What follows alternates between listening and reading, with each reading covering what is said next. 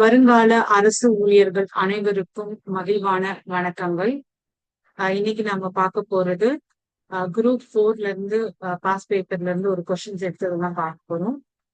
The ratio of 4 to the power of 3.5 is to 2 to the power of 5 is same as என்னன்னு கண்டுபிடிக்கும். அதாவது 4 to the power of 3.5 and is to 2 to the power of 5 என்பதற்கான சமமான விகிதம் என்ன அப்படின்னு கண்டுபிடிக்க.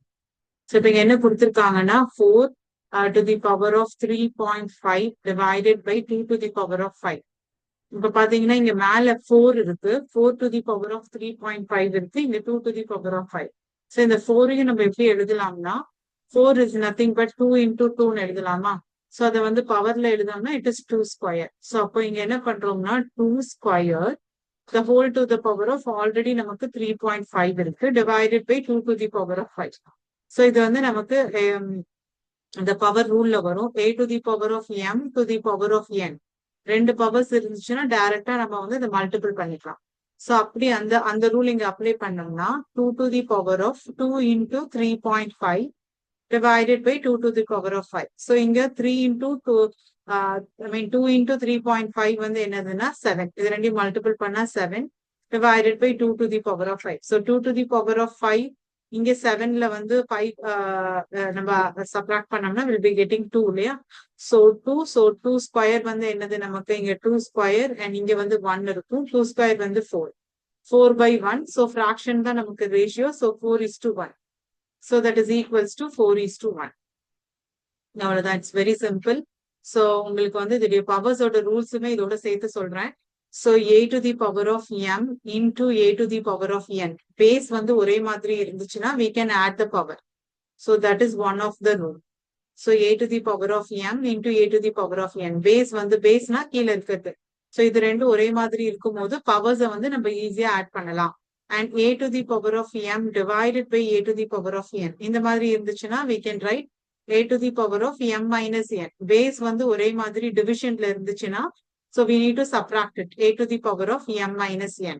And a to the power of m, the whole to the power of n, அதுதான் இங்க நம்ம பார்த்தோம், a to the power of m n. And one more thing is a to the power of minus m இருந்துச்சுன்னா we can write 1 by a to the power of m. Okay, so இந்த மாதிரி நம்ம வந்து இதை வந்து எழுதிக்கலாம். So these are the rules. இதையும் வந்து by heart பண்ணிக்கோங்க. That will be easy for your test. இதுல இதை நம்ம யூஸ் பண்ணிக்கலாம். So the next question உங்களுக்கு ஷேர் பண்றேன். Okay, next question. Same group 4 examல இருந்து. So இங்க என்ன கொடுத்திருக்காங்கன்னா 4p plus s something it will given. And if the first half of the series. So first half of the seriesனா டோட்டலா எவ்வளவு இருக்குன்னு பார்த்துட்டு அதுல half எடுத்துக்கணும். As written in the reverse order. Then which element will be 14th from the right end? So கொடுக்கப்பட்ட தொடரின் முதல் பாதி பின்னோக்கு வரிசையில் எழுதினால் வரும் தொடரின் வலது பக்கத்திலிருந்து 14வதாக அமையும் உறுப்பினை காண்க. சோ இப்ப என்ன சொல்றாங்கன்னா அந்த ஃபர்ஸ்ட் ஹாஃப். சோ டோட்டலா இதுல எவ்வளவு இருக்குன்னு கவுண்ட் பண்ணிக்கலாம். 1 2 3 4 5 6 7 8 9 10 11 12 13 14 15 16 17 18 19 20 21 22. So 22 terms இருக்கு. அதுல ஹாஃப்னா என்ன அர்த்தம்? டிவைடட் பை 2 இல்லைங்களா? சோ அப்போ 11 கிடைக்கும். சோ அப்ப இந்த 11th term எங்க ஸ்டாப் ஆகுது? சோ இது என்ன சொல்லியிருக்காங்க? If the first half of the series is return reverse. The first half மட்டும் ரிட்டர்ன்ல எழுதுறோம். சோ 1 2 3 4 5 6 7 8 9 10 11. சோ இதுதான் 11 ஃபர்ஸ்ட் ஹாஃப். இதை வந்து ரிவர்ஸ்ல எழுதுறோம். அப்போ இங்க என்ன வரும் நமக்கு? Question mark and then 3. இதெல்லாம் நீங்க எழுத தேவையில்லை. சோ எழுதுனீங்கன்னா டைம் ரொம்ப எடுக்கும். சோ ஃபர்ஸ்ட் ஹாஃப் இதுதான். சோ அதை ரிவர்ஸ்ல பண்றோம். சோ இப்ப இங்க இருந்து கவுண்ட் பண்ணும்போது ரிவர்ஸ்ல எடுத்துக்கோங்க. Then which of the element will be 14th 14வதாக அமையும் உறுப்பினை காண்க. அப்போ இங்க இருந்து பேக்ல இருந்து எழுதிக்கலாம். பேக்வேர்ட்ஸ்க்கு 1 2 3 4 5 6 7 8 9 10 11. இது வந்து ரிவர்ஸ்ல எழுதுனால 11 12 13 14. சோ அப்போ 14th டேர்ம் நமக்கு என்ன வரும்? பிளஸ்ல வரும். So plus தான் வந்து D is the answer. Very simple. Okay, next question பார்க்கலாம். Okay, next question, same group 4. 10 farmers will block the land in 21 days. In how many days? 11 farmers. So இப்ப என்ன கேட்டிருக்காங்கன்னா 10 விவசாயிகள் 21 நாட்களில் ஒரு நிலத்தை முடிக்கின்றனர் எனில் அதே நிலத்தை 14 விவசாயிகள் எத்தனை நாட்களில் உழுது முடிப்பர்? அப்ப என்ன கேட்டிருக்காங்கன்னா இப்ப நமக்கு ஃபார்மர் கொடுத்திருக்காங்க, டேஸ் கொடுத்திருக்காங்க. அதாவது 10 ஃபார்மர்ஸ் வந்து 21 டேஸ்ல வந்து ஒரு நிலத்தை உழுகுறாங்க அப்படின்னா 14 ஃபார்மர்ஸ் வந்து எத்தனை நாள்ல வந்து அதை வந்து பண்ணுவாங்க. அதாவது தெரியாததுனால எக்ஸ்ன்னு எடுத்துக்கலாம். சோ இப்ப இது வந்து ஃபார்மர்ஸோட எண்ணிக்கையை வந்து கவுண்டிங் வந்து நீங்க கம்பேர் பண்ணி பாத்தீங்கன்னா இங்க 10 இருக்கு, இங்க 21 இருக்கு. சோ ஃபர்ஸ்ட் ஸ்டார்டிங்ல 10, சோ டேஸ் வந்து 21. சோ 10 ஃபார்மர்ஸ் வந்து 21 டேஸ்னா சோ இங்க வந்து என்னவாயிருக்கு, அடுத்த ஃபார்மர்ஸ் பாத்தீங்கன்னா 14 ஃபார்மர்ஸ் வந்து இன்க்ரீஸ் ஆயிருக்காங்க. சோ அப்போ ஃபார்மர்ஸ் இன்க்ரீஸ் ஆச்சுன்னா டேஸ் வந்து என்னவாகும், உங்களுக்கு டேஸ் வந்து டிக்ரீஸ் ஆகும். சோ இப்ப இது வந்து இம்ப்ராப்பர் ஃபிராக்ஷன். சோ இந்த மாதிரி இப்படி இருக்கிற ஃபிராக்ஷனுக்கு என்ன பண்ணணும்னா இதை வந்து இது ரெண்டையும் மல்டிபிள் பண்ணி டிவைடட் பை 14 பண்ணணும். சோ அப்ப பண்ணீங்கன்னா என்ன இருக்கும், இந்த X is equals to so 10 into 21 divided by 14. So இது வந்து ஃபார்மர்ஸோட எண்ணிக்கை வந்து அதிகமாகும் போது டேஸ் வந்து ரெடியூஸ் ஆகும். ஒன்னு வந்து இன்க்ரீஸ் ஆகுது. சோ 10ல இருந்து 14 வரைக்கும் இந்த ஃபார்மர்ஸ் வந்து இன்க்ரீஸ் ஆகுறாங்க, பட் டேஸ் வந்து டிக்ரீஸ் ஆகுது. ரெண்டு விஷயத்த நம்ம கம்பேர் பண்ணும் போது ஒன்னு இன்க்ரீஸ் ஒன்னு டிக்ரீஸ்னா அது வந்து டைரக்ட் ப்ரொபோர்ஷன் அர்த்தம். ஐ மீன் இன்டைரக்ட் ப்ரொபோர்ஷன் அர்த்தம். டைரக்ட் ப்ரொபோர்ஷன்னா இது இன்க்ரீஸ் ஆச்சுன்னா இதுவும் இன்க்ரீஸ் ஆகும், இது டிக்ரீஸ் ஆச்சுன்னா இதுவும் வந்து டிக்ரீஸ் ஆகும். ரெண்டுமே டிக்ரீஸ் ஆச்சுன்னா இன்க்ரீஸ், இல்லைன்னா டிக்ரீஸ் ரெண்டுமே சேர்ந்து ஆச்சுன்னா அது டைரக்ட் ப்ரொபோர்ஷன். ஒன்னு இன்க்ரீஸ் ஆகி இன்னொன்னு வந்து டிக்ரீஸ் ஆகுது அப்படின்னா அது வந்து இன்டைரக்ட் ப்ரொபோர்ஷன். சோ அதுதான் நம்ம ஞாபகத்துல வச்சுக்கணும். சோ அப்ப எக்ஸ் இஸ் ஈக்குவல்ஸ் டு இங்க வந்து டைரக்டா மல்டிபிள் பண்றோம், இன்டைரக்ட் ப்ரொபோர்ஷன்னா இதை மல்டிபிள் பண்ணி divided by 14. So 10 into 21 divided by 14. So 14 and 21 வந்து 7th டேபிள்ல நம்ம கேன்சல் பண்ணிக்கலாம். So 7 3s are is 21 and 7 2s are is 14. So the next one, இங்க 2 1s are 2, 5 2s are is 10. So இப்ப நமக்கு x is equals to 5 into 3. So 5 into 3 வந்து 15. So 15 days. So 15 days தான் இங்க வந்து நமக்கு ஆன்சர். சோ 15 நாட்கள்ல வந்து மீதி 14 விவசாயிகள் இருந்தாங்கன்னா அந்த வேலையை 15 நாட்கள்ல முடிச்சிடுவாங்க. அதான் இதோடைய ஃபைனல் ஆன்சர்.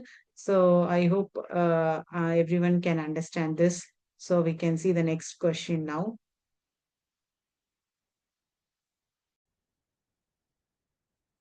So அடுத்த question, if 18a b minus 3 are arithmetic progress, then what is the value of a plus b? அதாவது 18 8 9 மைனஸ் 3 இவை கூட்டுத்தொடர் வரிசையில் உள்ளது எனில் a பிளஸ் b இன் மதிப்பு காண்க அப்படின்னு கேட்டிருக்காங்க. ஸோ அரித்மெட்டிக் ப்ராக்ரெஷன்னாலே நமக்கு nth டேர்ம், அதாவது tn is equals to a plus n minus 1 into t, இதுதான் வந்து அரித்மெட்டிக் nth டேர்முக்கான ஃபார்முலா. ஸோ இப்போ லாஸ்ட் டேர்ம் வந்து என்ன கொடுத்துருக்காங்கன்னா -3 கொடுத்துருக்காங்க. அண்ட் தி ஃபர்ஸ்ட் டேர்ம் வந்து நமக்கு 18 தெரியும்.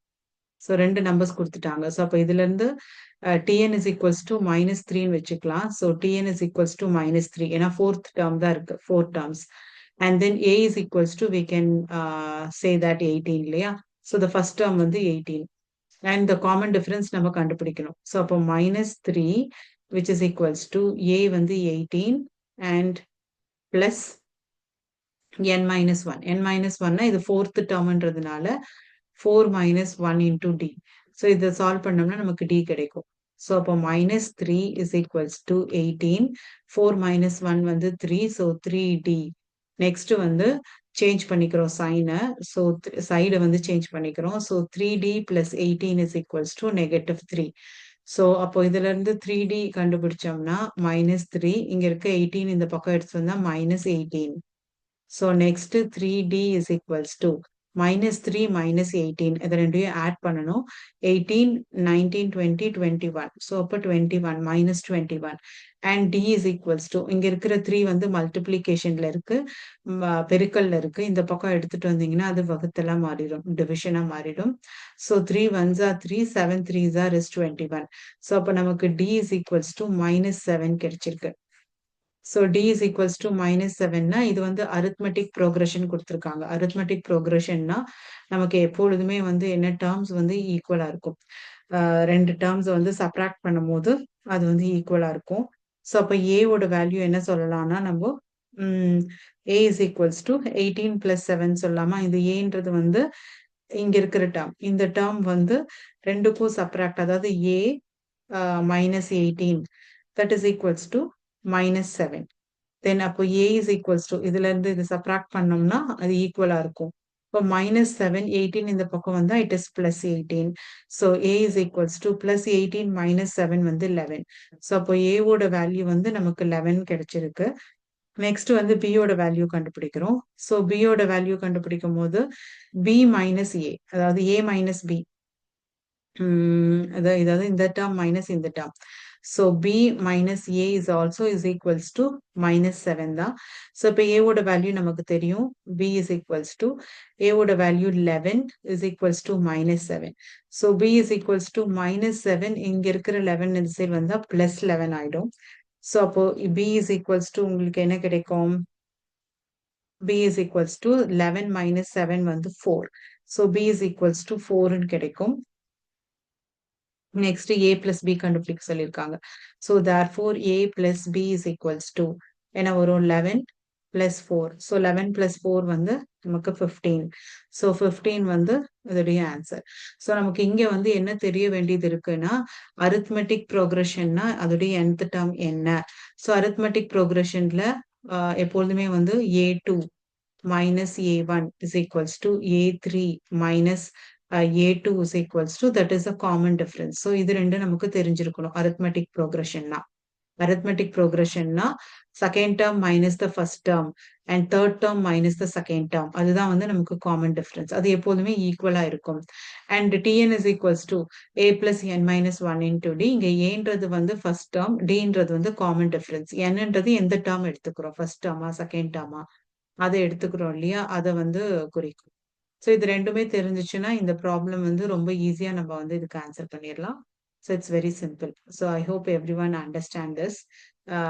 ஓகே, ஸோ இன்னைக்கு இது போதும்னு நினைக்கிறேன். ஸோ ஒரு 3 ப்ராப்ளம்ஸ் பார்த்துருக்கோம். கொஞ்சம் கொஞ்சமா படிப்போம். ஒரு 2 சம் பார்த்தாலும் முழுசா அந்த ப்ராப்ளம் நம்ம எப்படி கால்குலேட் பண்றது அப்படின்னு சொல்லி தெரிஞ்சுக்கணும். ஸோ மீதி இருக்கிற சம்ஸ் வந்து நம்ம அடுத்த கிளாஸ்ல பார்க்கலாம். தேங்க்யூ ஃபார் வாட்சிங் திஸ் வீடியோ.